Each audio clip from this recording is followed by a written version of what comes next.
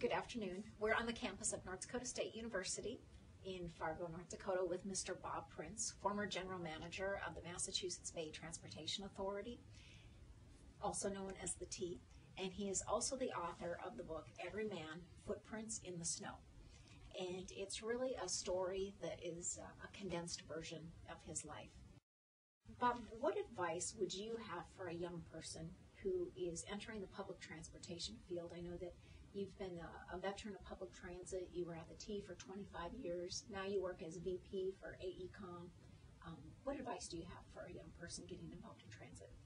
I think that right now public transportation is probably the most exciting time because it's sort of broken.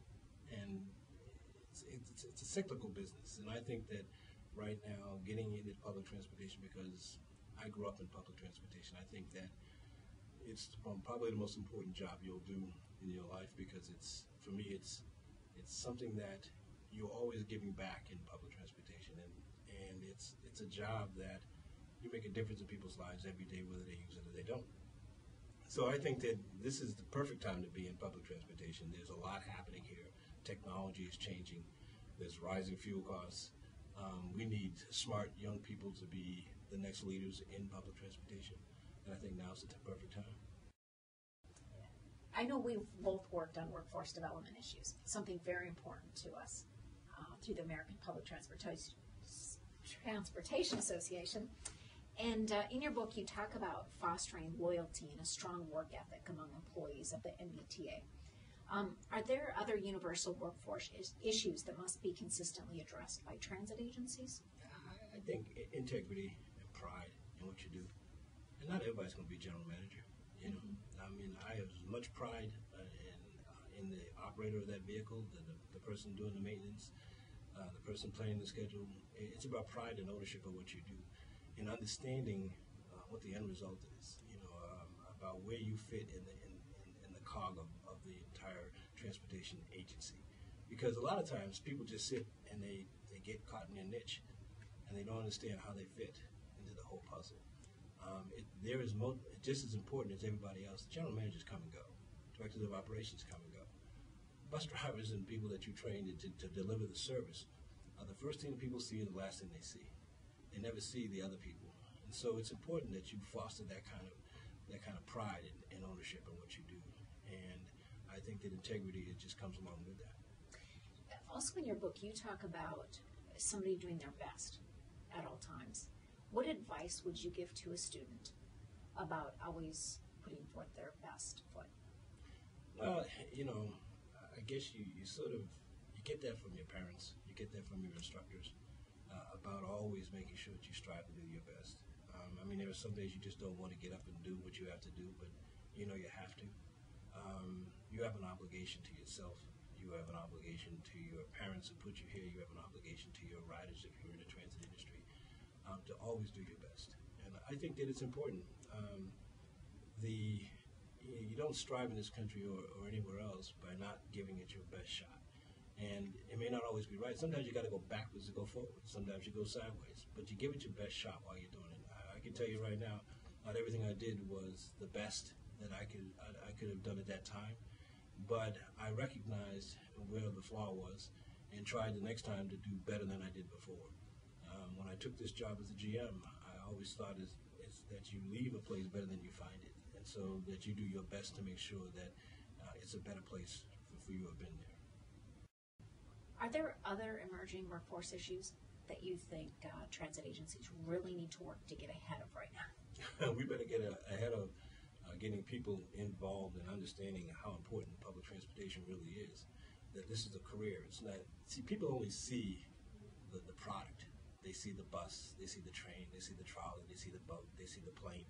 They don't understand all of the things that happen around it to get it to where it is. They don't understand the planning, the architectural, the engineering, the things that go along with that are all integral part of transportation.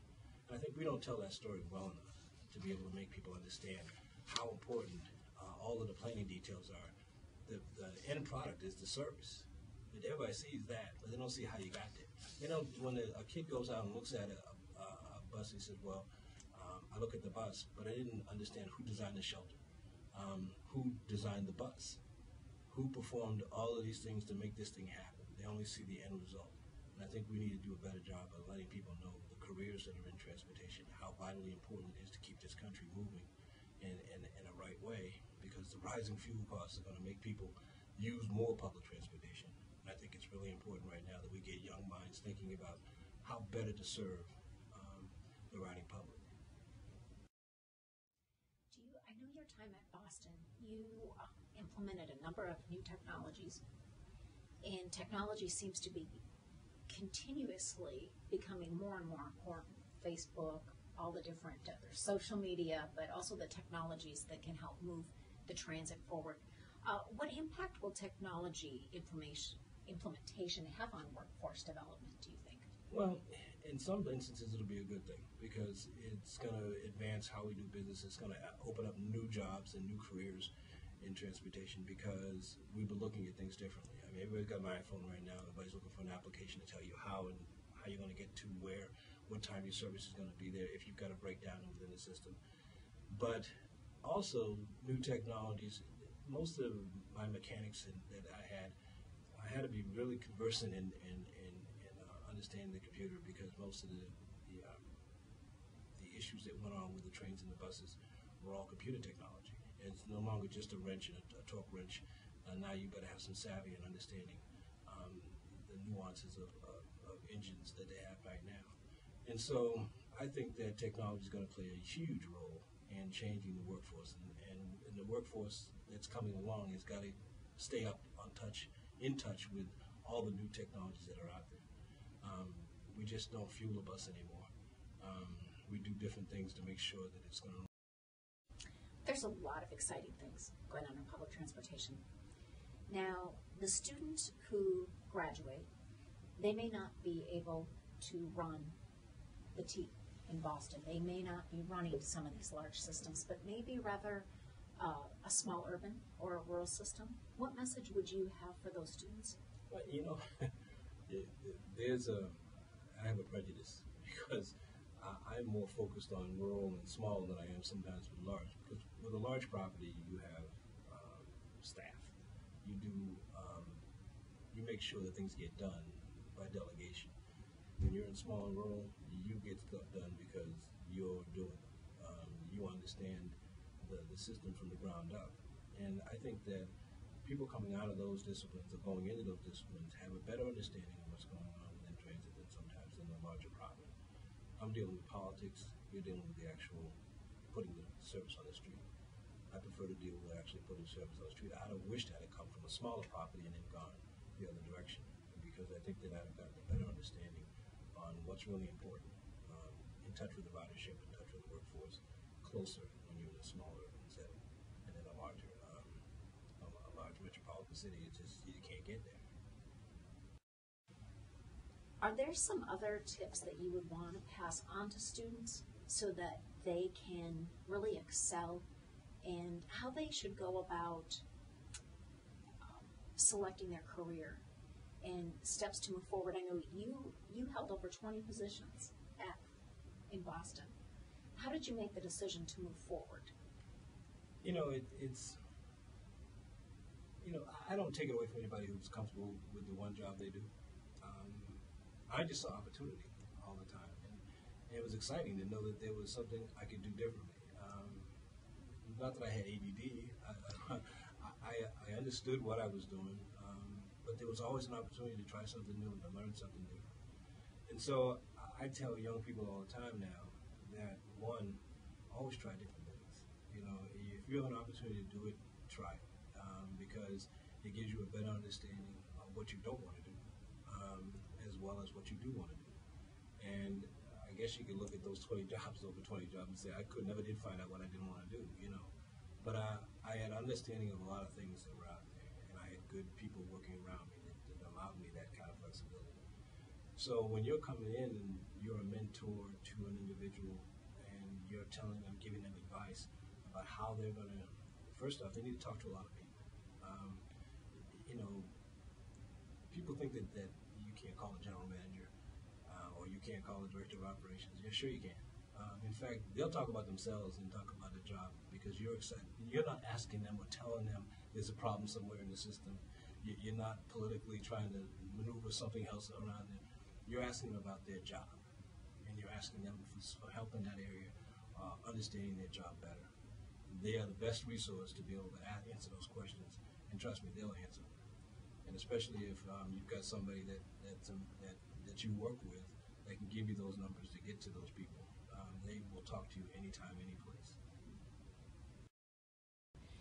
Well, Bob, I thank you so much for being one of the mentors that we're having for the public transportation class, where we're piloting the National Mentorship Program for Public Transportation, and you talk in your book about having a kitchen cabinet and how those people are really mentors as well.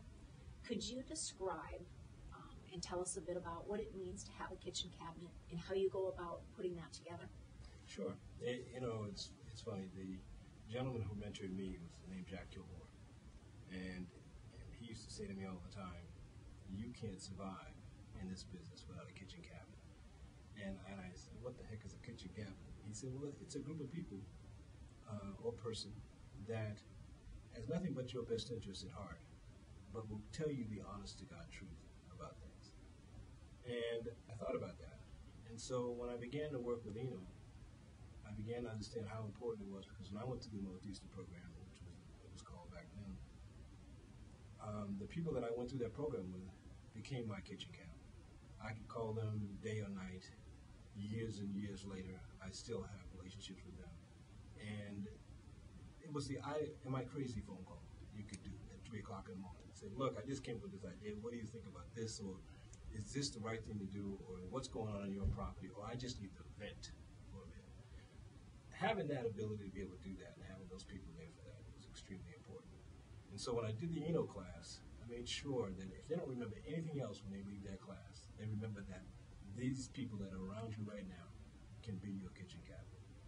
Those are the people that mostly understand what you're going through, and that you can at least have a dialogue with them and get an honest answer. So in a mentor program, being able to pass along some of that information, being able to have somebody that you can pick up the phone and call and say, "Hey Bob, what do you think about this?" Or, "I have a question about this particular part." And I'm going to tell you something, I don't have every answer in the world. But if I don't have it, I'll find it. Because I think it's important. If you're asking, it's my obligation to find you the answer. And that's what a kitchen cabinet person does. And if you're going the wrong direction, this will tell you that. Well, being one of the people who participated in the Eno class, that was one of the major points that I took away, was definitely the kitchen cabinet. And I think it's so important to be able to emphasize to students the need for that. And also the real need for mentors, and how some mentors will stay with you for a short time, and some mentors will be there for lifelong.